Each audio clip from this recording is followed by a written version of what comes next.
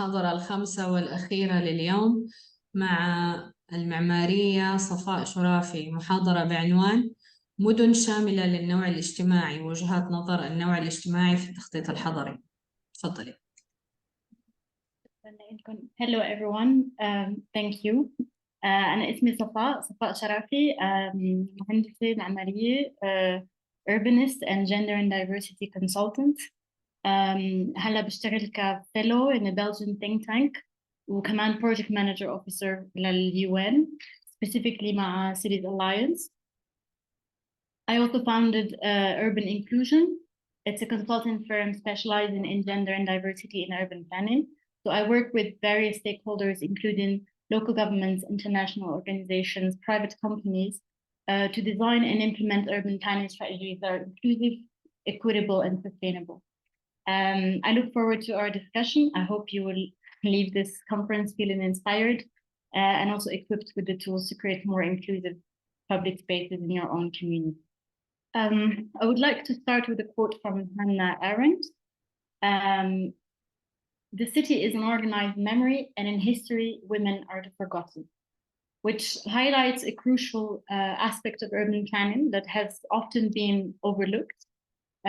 Women have been systematically excluded from the planning process for centuries, which has resulted in cities that are designed to cater to the needs and desires of men mostly, even if it has been unintentional. So our central issue is that women are omitted or have had little participation in decision-making related to cities, housing, and planning decisions. And until today, their equal share in public space is still not secured in many regards and in many parts of the world. Which leads us to this question: what's the impact of this omission on urban planning, and how do we fix it? So our departing assumption here are that the design of urban spaces has an impact on gender equality, that the city is not experienced or used in the same way by men and women, and that cities have been planned and designed to reflect traditional gender roles and the gender division of labor. Now, do you think cities are gender neutral? يعني محايدة بين الجنسين. Do you think that they're made for people, and both men, women, and everyone in between, like the elderly, children, disabled people, etc.?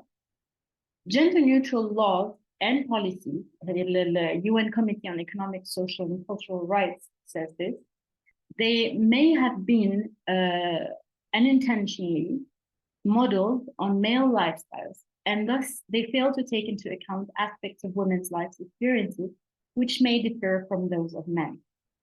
And these differences may exist because of stereotypical expectations, attitudes, and behaviors directed towards women, which are based on the biological differences between women and men.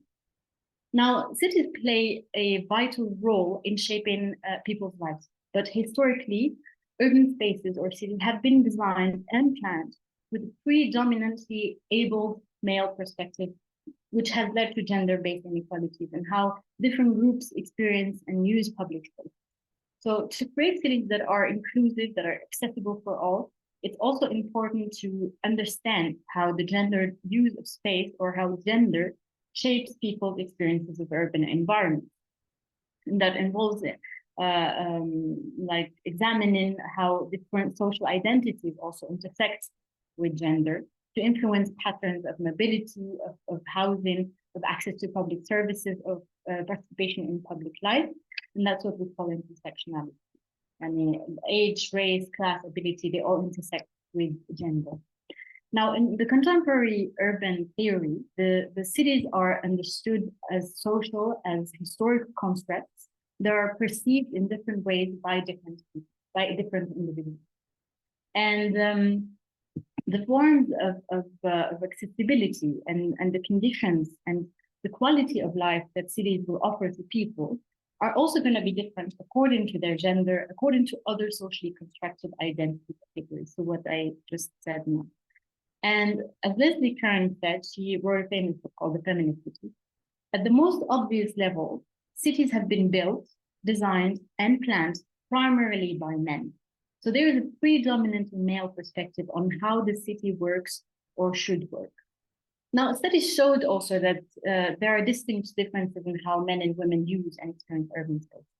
And due to like different territorial factors like mobility, localization, accessibility, culture also, cities are not going to be experienced nor lived in the same way by men, women, children, and young people.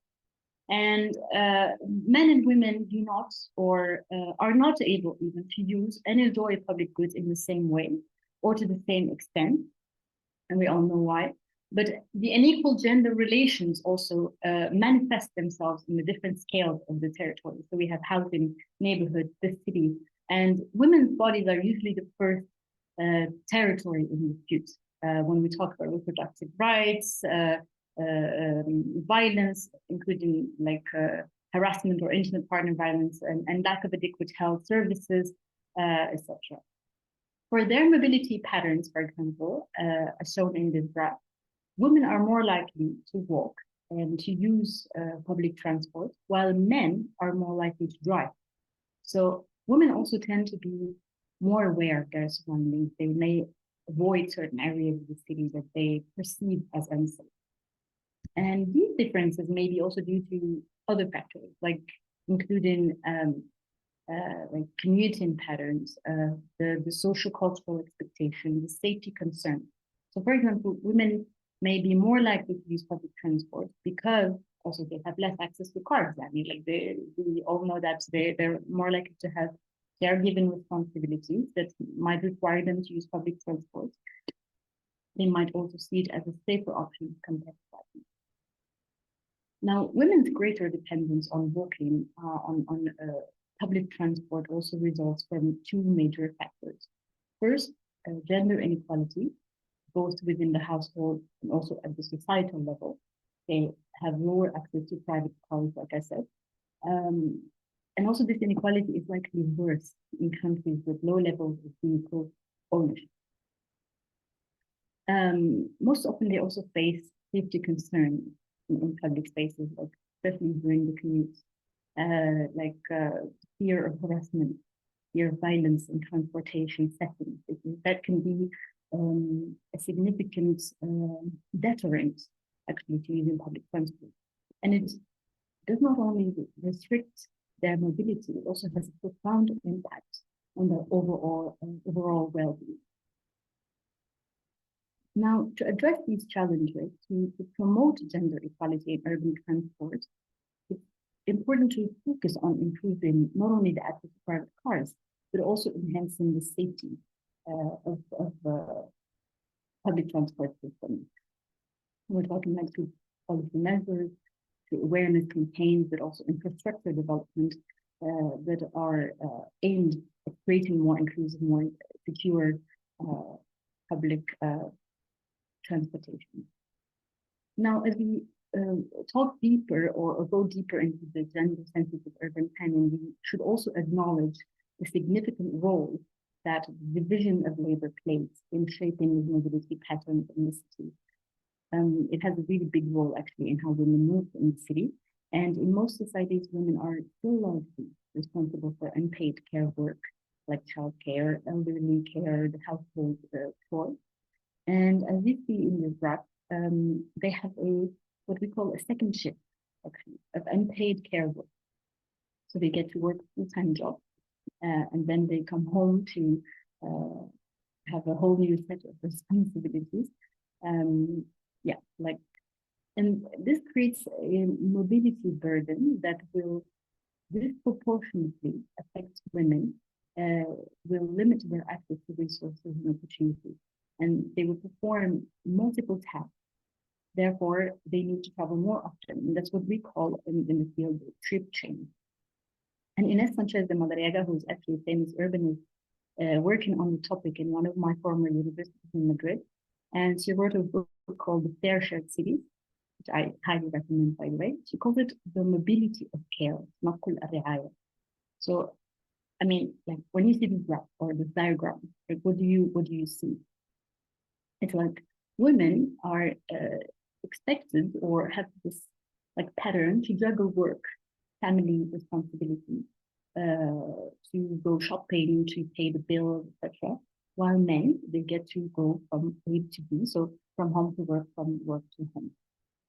Also, women globally, they're more likely to work part-time, which means they will get this added bonus of more daily trips and even less time to. And the data that has been collected regarding this transport, like, it paints so far a clear picture. Women feel unsafe using transportation networks, both physically and psychologically. They arguably have limited mode choice, so they do this, like we said, the trip chain, and unhelpful travel times, because they often have to buy multiple tickets, and actually it costs them more. So in a lot of countries that are applying the gender-sensitive approach, they looked at these patterns and made sure that women don't have to pay for like multiple trips. And actually that also restricts their freedom of movement. Now, another important aspect that I just mentioned is the aspect of safety. Research is actually global research, shows that women feel less safe than men in public spaces. And it's studies that have been conducted around the world that indicate that it's a widespread issue. It's not just an issue of women feeling uncomfortable. Like, the statistics on physical and sexual violence against women in public spaces are quite alarming, to say the least. We have, like, the UN Women found that 1 in 3 women worldwide have experienced physical or sexual violence in their lifetime, with the majority of these incidents actually happening in public. 1 in 3. That's a lot. Now, sadly, safety is often not given enough consideration during the planning process, and that's where the problem of what we call the data gap comes in. Planners, they tend to use their own experiences, their own perspectives, which can result in design failures that will unintentionally exclude or harm women. Also, the planning industry is still very male-dominated, which can make it even harder to incorporate this gender perspective into urban planning. Women occupy, I think, like 10% of the highest ranking jobs in urban planning firms in the world, which is not a lot. So what more can we do to improve women's safety in the city? And one solution is to actually involve women in the planning process, to collect data on their experiences. And I would add that improving women's safety in public spaces is not just about like adding more street lights or maybe like fewer cameras or police officers. It's also about designing spaces that are safe from the beginning, that address this, what we call this data gap, by involving women in the planning process. So what are the barriers to safe mobility for women in the city? I mean, you name it. We have poorly lit streets, narrow alleys, a lack of public restrooms. We have them clear, like we have it a lot everywhere. But these are just some of the infrastructure-related issues that will contribute to women feeling uncomfortable or unsafe or vulnerable. And it's not just physical infrastructure that needs to be addressed. We also have the social, the cultural factors like gender norms, like expectations that will affect women's sense of safety. You know, she's not supposed to be there, she's not supposed to go out, she's maybe not supposed to be there at a certain hour, etc. Now, as urban planners, there are steps that we can take to make cities more safe for women. Like I said, improving lighting, increasing the presence of police, and these have been shown to reduce violence against women in public spaces. But also, and definitely, implementing policies like gender segregated transportation, like gender budgeting, creating more public restrooms, can also help make women feel safer. But I think that's also like something that I really want to highlight, is that we need to think beyond physical infrastructure. We need to actually address the social and the cultural factors that contribute to women feeling excluded or unsafe in this, like the physical infrastructure versus the social and the cultural. Now, in terms of solutions for safer transportation for women, there is this generally common approach, which is the women-only transportation. And in 2014, I think, there was a YouGov poll that found that around 70% of women in 16 major cities around the world feel that gender-segregated public transport would make them feel safer. And in fact, there are like more than 15 countries around the world that have this gender-segregated public transports. The countries that offer it, like they have women-only buses in Bangladesh, Guatemala, India, Indonesia, Mexico, Pakistan, Thailand, and the United Arab Emirates. And women-only subway cars, or the sections of the trains, you can have them in Brazil, in Egypt, Iran, Japan, Malaysia, Mexico, Nepal, and Russia. But this type of solution cannot be seen as a long-term fix, because and you cannot consider it as an absolute remedy for transportation safety and harassment challenges, because it does not address the main root of the problem of why harassment is actually taking place in the city, and it puts the burden of the women on the women to be safe, rather than stopping the perpetrators from harming or harassing them. Also, segregation is actually considered a significant step backwards when we talk about gender equality and equal access to transportation opportunities, etc. Now, experiences with these solutions also show that sex segregation policies, they do not prevent harassment from happening in train stations and in bus stops. There's a lot of studies that were already done on these approaches.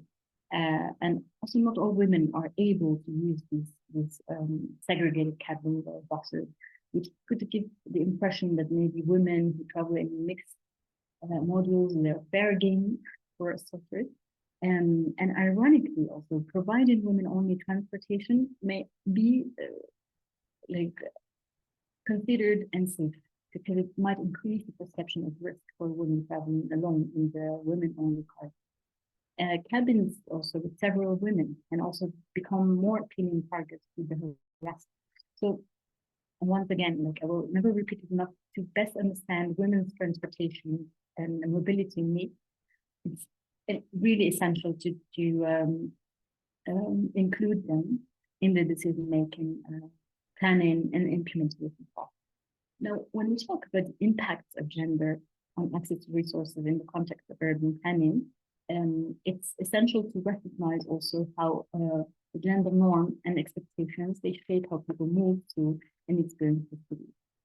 Women and marginalized groups in general, they may face unique challenges and barriers accessing transport, housing, accessing public services.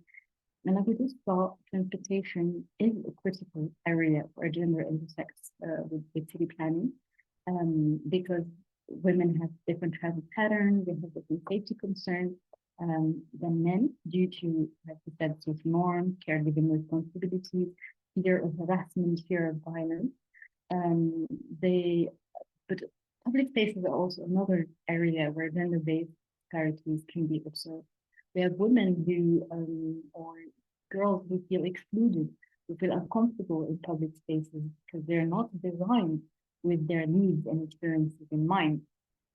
So you have a lack of safe and accessible public spaces that can contribute to their social isolation, that can limit the opportunities for civic engagement, for community building. Next, please. Now, this is where we have the gender mainstreaming approach, which requires a planning process that promotes the well-being, empowerment of both women and men. So it's not only actually about women. It's called gender mainstreaming because it's for both women and men. And it's this idea that gender should be mainstreamed at the earliest possible point in the project or program cycle, because it can fundamentally actually influence the entire project or the entire program concept and structure. And it's not a one-time exercise during the project or program planning phase. It's an integral part of the entire planning, the entire implementation process, and it goes on toward the life of the project, of the program. So we use gender-sensitive indicators in planning, which allows for effective monitoring for an evaluation of the project or the program activity, which in turn will feed into a more effective future planning and program delivery. And gender-sensitive planning will also be formulated to what we call gender analysis, which helps us to address the specific gender issues and gender-based inequalities identified in this gender analysis. Next. One example of the cities that are using gender mainstreaming already for a decade is Vienna, where I had the chance to live and interview people working on the field. It's a city known for this gender responsive planning, where women are also more likely to report feeling safe in public spaces than in other places in Europe. And gender responsive planning has also been found to lead to more sustainable, more resilient cities overall. And in Vienna, gender mainstreaming has been incorporated into the city's administrative structure and policy. They have a gender mainstreaming unit that is responsible for coordinating their gender mainstreaming activities. They provide training, support to staff in implementing gender mainstreaming. They also implemented different policies, different initiatives that are aimed at violence against women and gender-based discrimination. Now, to create gender-sensitive urban planning, it's very important to engage with the community to make sure that their voices are heard. And this is how we can gather input from a wide range of individuals, including women, including people from marginalized communities, and that's what can help us to better understand the needs and the experiences of different groups and create public spaces or cities that work for everyone. Now, to keep in mind, we need to keep in mind that gender inclusive planning is not prescriptive, so we're not designing and planning for women and girls instead of with them. It's not an add-on, considering women separately from other beneficiaries and project goals. And that's how we fail to connect the dots or the actors involved. It's definitely not exclusive, so we're not only being concerned with the needs of abled women or young women or rich women, etc. It's not an informative, so we're not operating in a vacuum. We need to engage and contribute with broader knowledge on the topic. It's definitely not disempowering, so we try not to repeat and not to reinforce the historical imbalances in representation in agency, because we're actually supposed to give people the power to shape their cities, and that's how the gender inclusive planning works. It's definitely not an investment, so we're not assuming that gender goals are achieved if women are among the beneficiaries without investing the required time and resources to follow through. So ultimately, cities whose infrastructure does not meet the needs of women, which is half the population, and whose urban planning blanks them out of the process altogether, perpetuates gender inequality. They suspend women and minority groups in a more vulnerable position to their male counterparts. So they're unable to move freely and unflinchingly around their own city. So as a recap, we have 5 issue areas in the built environment that, combined with gender inequality, can either constrain, inconvenience, or even endanger women and girls of all ages and abilities. So first we have the mobility, so being able to move around the city safely and easily and also affordably. We have access to resources, so using services in the public realm, free from constraints and barriers. We have safety and freedom from violence, being actually free from real and perceived danger in public and private sphere. And we have health and hygiene, so being able to access health services, to have an active lifestyle.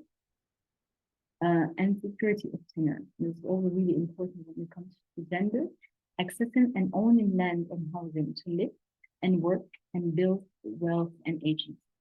Now, by adopting a gender responsive and a participatory approach to public space design, the cities can ensure that all citizens feel safe and comfortable in public spaces. It's not only that women need to feel better about their cities, everyone should be able to feel like they own the city. And it can also help build this trust between communities and local government, and create a sense of ownership of the city, or like pride in public spaces, because they feel like it belongs to them actually.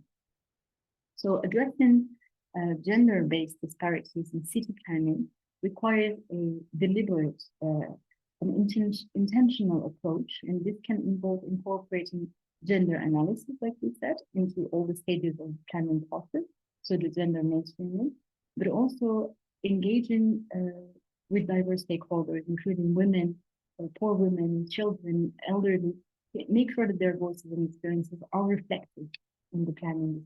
So this is the end.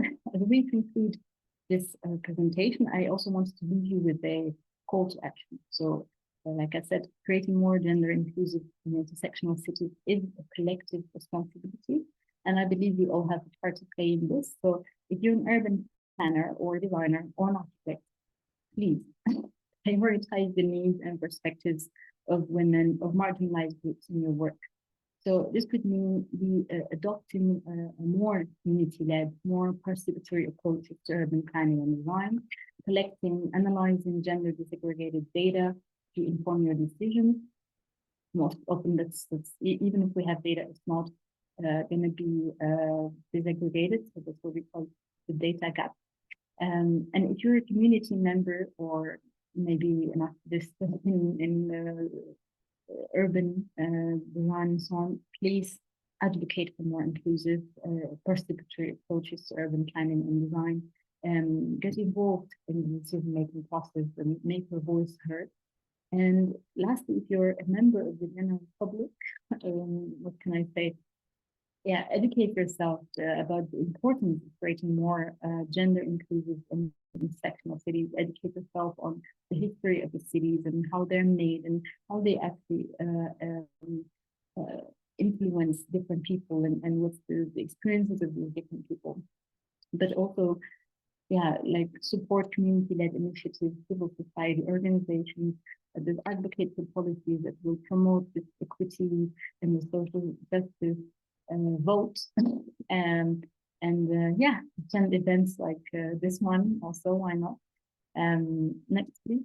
Oh well, this was me. Thank you so much for your time. شكرا صفاء. Thank you very much.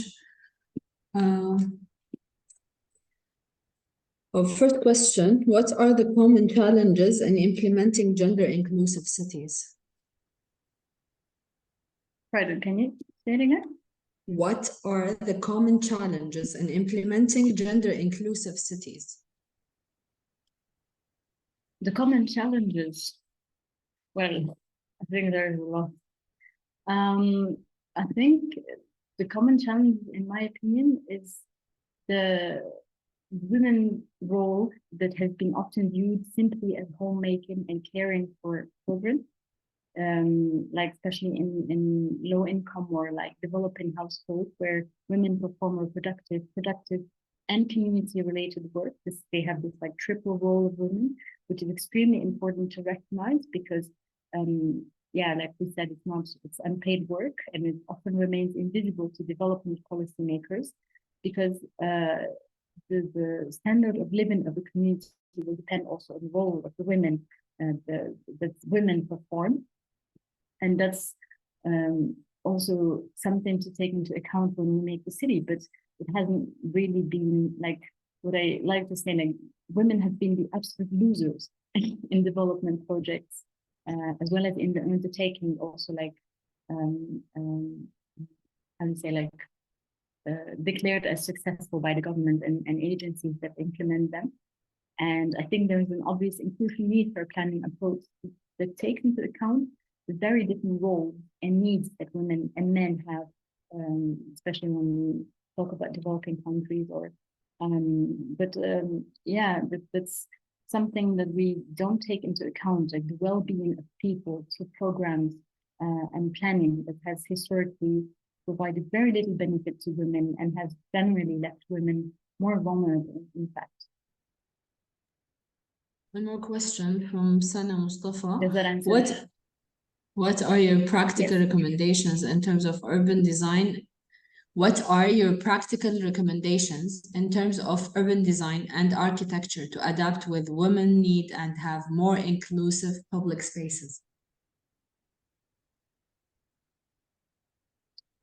Well, like I said in the presentation, what we call the right to the city. Maybe you have, if you're an urban designer, maybe you're more familiar with the concept. It's like I said, the failure to include women in the planning process, the policy planning, or even in architecture or in design, is the form of rendering their specific needs and their demands invisible. And the right of the city encompasses the women's quality of life, as well as the safe use and enjoyment of urban spaces, the common assets when moving about in the city, when using public spaces, when also housing that is not planned according to their needs.